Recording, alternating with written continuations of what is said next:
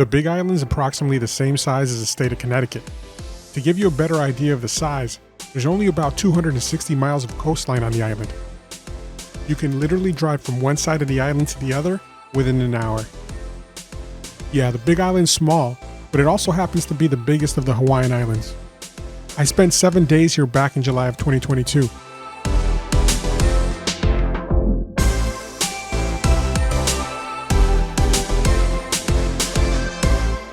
One of the first places I visited was Greensand Beach. Greensand Beach is located on the south point of the island. It's not easy to get to, and it requires a four-wheel drive vehicle.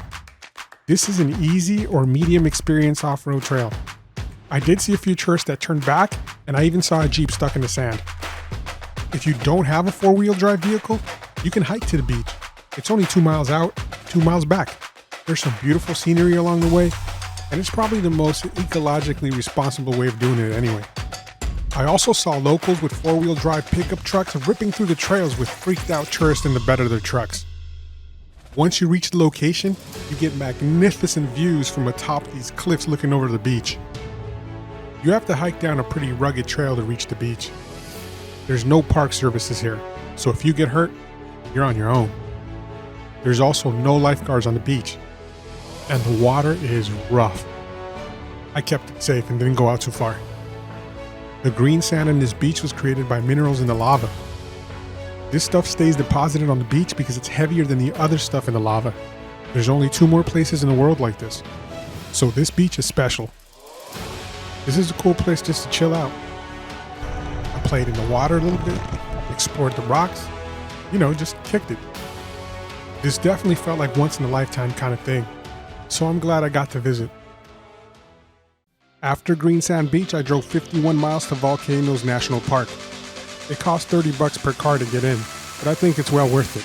One of the main attractions here is the active volcano, and there's lots of sitting areas and lookouts where you can just kind of hang out and take pictures. It's definitely impressive, and if you're quiet enough, sometimes you can hear eruptions.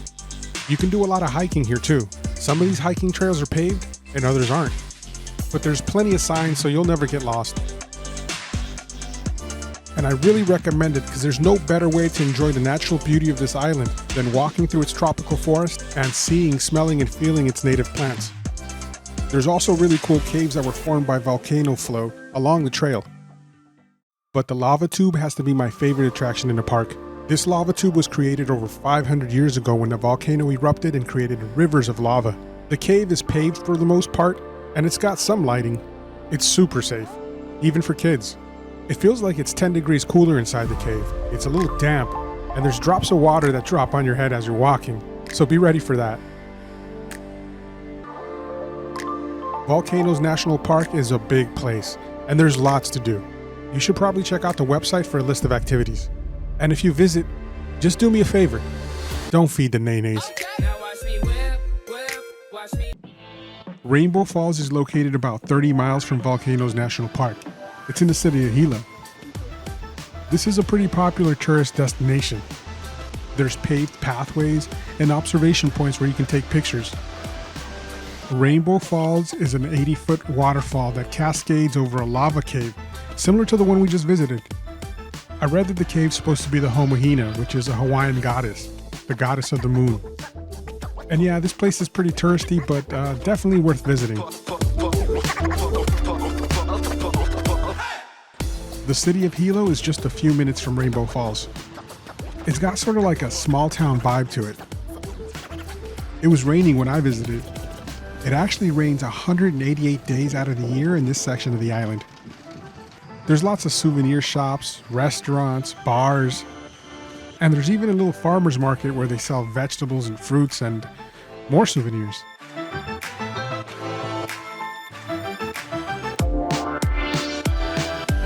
There's also a bit of city griminess to it, which I really like. It felt like home. I found out there's a small island park called Coconut Island. I didn't film much because honestly I wasn't planning on making YouTube videos, but I did get some footage. I found this old stone structure and local kids were jumping off into the water below. Those kids got a kick out of seeing a big dude like me jumping off.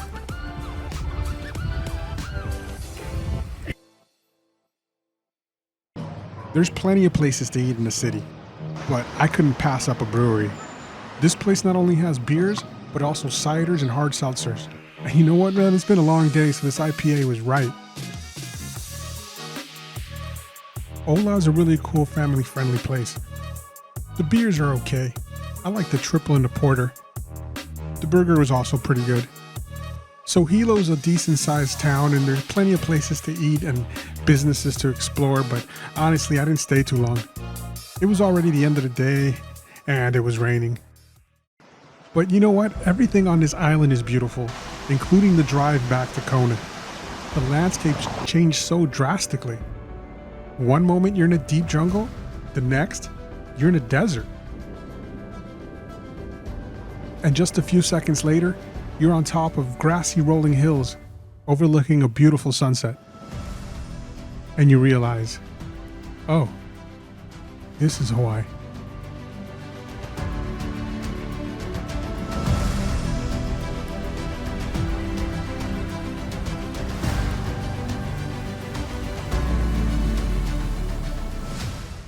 Akaka Falls is located about 15 miles from Hilo. The parking lot is small and fills up quick, but there's parking outside on the street, but sometimes they're hard to come by. It's probably best to arrive early to beat the crowds. There's also a parking fee, so be ready for that. Akaka Falls is a paved 2-mile hike through lush green jungle,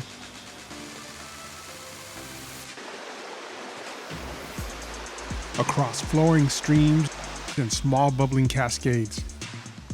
There's small bridges and lookout points along the path, but the number one attraction is the 400-foot waterfall, Akaka Falls.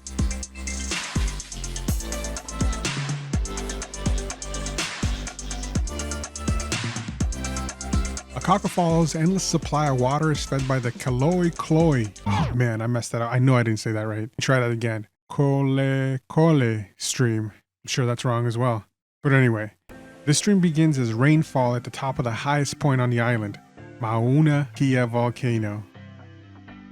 The main leading highway leading in and out of the state park is Highway 220. There seems to be a pretty popular tourist fruit stand along this road. And man, if you haven't had Hawaiian fruit, you need to. It's definitely different. It seems sweeter and more aromatic to me. You can also get a coconut with a straw. And they'll even crack it open and carve out the meat when you're done. If you keep going down this road, you'll eventually reach a small goat dairy farm called Honomu Goat Dairy. They've got a goat petting zoo and it's 100% free.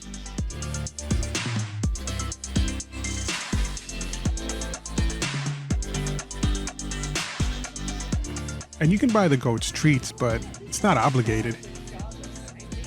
They also have a small shop where they sell chocolates and goat cheese, and I think that's really where they make their money from the tourists that appreciate the petting zoo. Kaumana Caves is about 16 miles from the goat farm and about 3 miles from Hilo. These caves were formed by rivers of molten hot magma. The length of the cave system is a little bit over 2 miles, but it's a little dangerous. The caves are pitch black. Your iPhone flashlight's not gonna work, trust me, I tried. The floor is wet and uneven, and you can easily fall or twist your ankle. There's also sections of the cave that are low, and there's some places that you even have to crawl through. There's 2 cave entrances here. The one on your right when you come down the stairs is the longest and probably the most difficult. And it kind of just reaches a point where you can't go any further. Now the cave on the left, it's a little shorter in length, but definitely rewards you at the end. Hey, yeah, we did it. Light. Yeah, that's the greatest, right? That reward, that's a reward right there. Right? It's beautiful. There's also an exit at the end of this cave that leads you into a small trail. Could be an animal trail, I'm not sure. I hiked a little bit, but eventually I turned back because everything looked the same and the weeds were tearing up my legs. Mauna Kea is one of the 5 tallest volcanoes on Earth. It's a little bit over 13,000 feet from sea level. But the volcano starts way below sea level, which actually makes it about 33,000 feet. The visitor center is located at 8,000 feet, and the park rangers force you to acclimate for an hour before you go up to the peak. They also require a 4-wheel drive vehicle if you're traveling up on your own.